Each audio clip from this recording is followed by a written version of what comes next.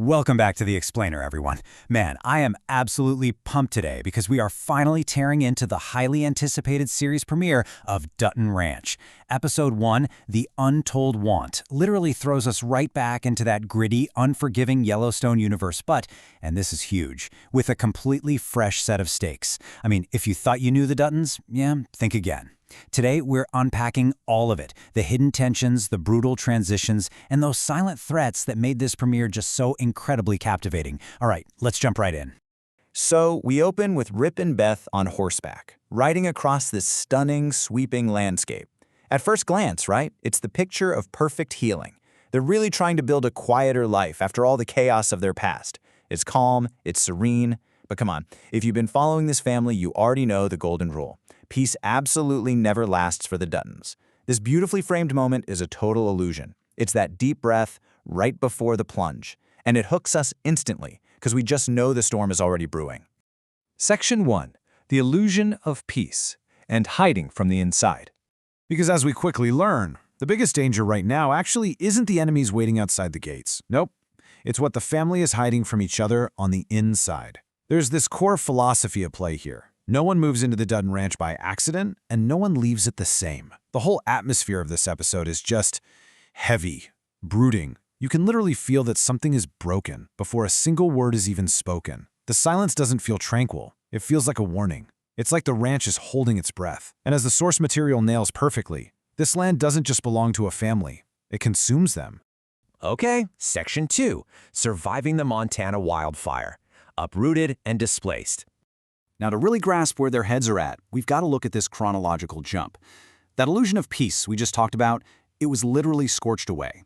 Step 1, for years, they built and fiercely defended this completely untouchable empire up in Montana. Then, Step 2, the devastating day. A massive, catastrophic wildfire sweeps through and just obliterates their home. The land they bled for is simply gone. Then Step 3 happens, we jump 6 months forward. Beth, Rip, and Carter are physically uprooted. Displaced. They're trying to start completely over in Rio Paloma, South Texas, and you can feel the trauma of that literal uprooting hanging over every single scene. Notice this massive shift in reality here. Up in Montana, they were the ultimate power players. They had immense influence. They literally made the rules.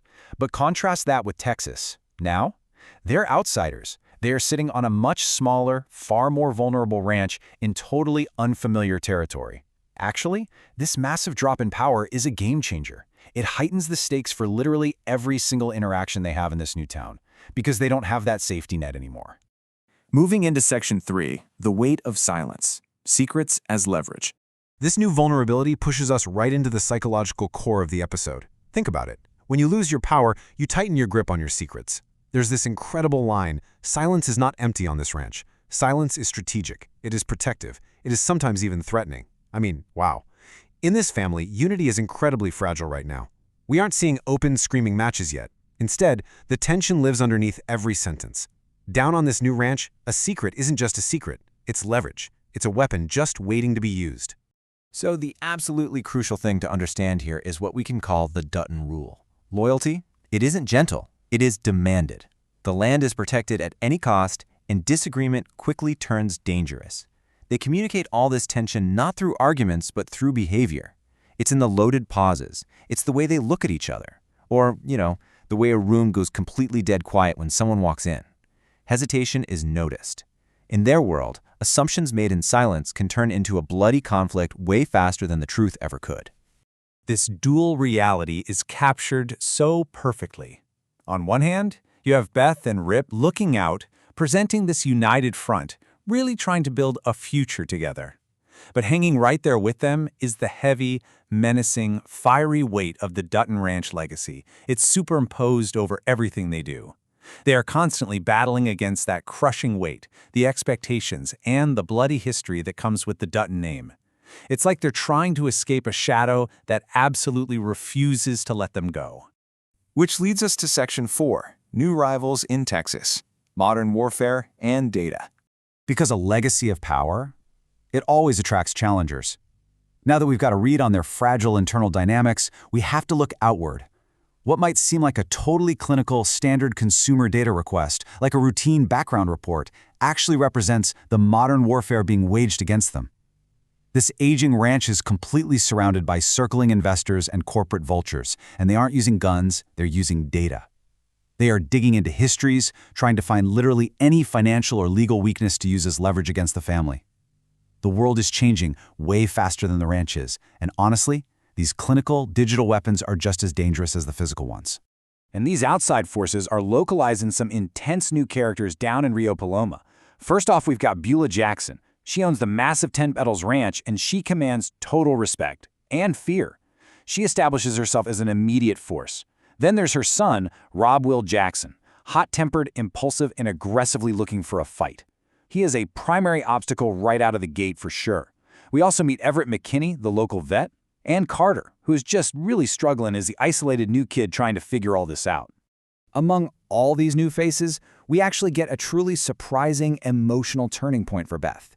She comes across this severely injured horse after a trailer accident. Now, normally, Beth is ruthless, but here she hesitates. She can't bring herself to euthanize it, acting out of her own deep, unspoken grief. She ends up teaming up with that local vet, Everett McKinney, totally determined to save the animal at any cost. It's this rare, softer side of Beth. But strategically, it's vital, because in a land that's suddenly full of enemies, this interaction really suggests Everett might become a crucial, desperately needed ally in this totally unfamiliar territory. All right, on to Section 5, Blood on the Land. Tension finally snaps.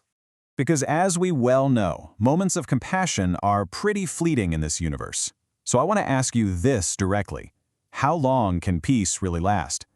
They moved to Texas, they tried to keep their heads down and stay quiet, but the land, as the source notes explicitly tell us, it always remembers everything. And sooner or later, it collects exactly what it's owed. And here it is, the dark, inevitable climax of the premiere. Rip is out riding across their new property, notices vultures circling overhead, goes to investigate, and makes just a grisly discovery. A shallow grave, hidden right there on Dutton property. And inside, the murdered foreman from the rival 10 Petals Ranch. So much for keeping quiet, right? The illusion is completely over. The land is already demanding blood. Let's summarize exactly what this means going forward. The early evidence heavily points to the hot-tempered Will Jackson. But wait, the body was intentionally dumped on Dutton land. So what does this all mean? Is this a warning? Is it a trap designed to frame them? Or is it maybe both? The biggest thing you should take away from this is the profound shift in the show's dynamic. The Duttons are no longer kings defending an established empire from the top of the mountain. They are outsiders. They are backed into a corner, fighting for basic survival from the very bottom. Which leaves us with this final, lingering thought. Can the Duttons actually survive a war in a land where they don't make the rules anymore? They have zero influence, they're sitting on a mountain of secrets, and they've got a ruthless new enemy knocking right at their door. It is an absolutely phenomenal setup for a season, and I, for one, cannot wait to see how this all unfolds. Thank you guys so much for joining me for this explainer. Keep asking questions, keep looking deeper, and I will catch you next time.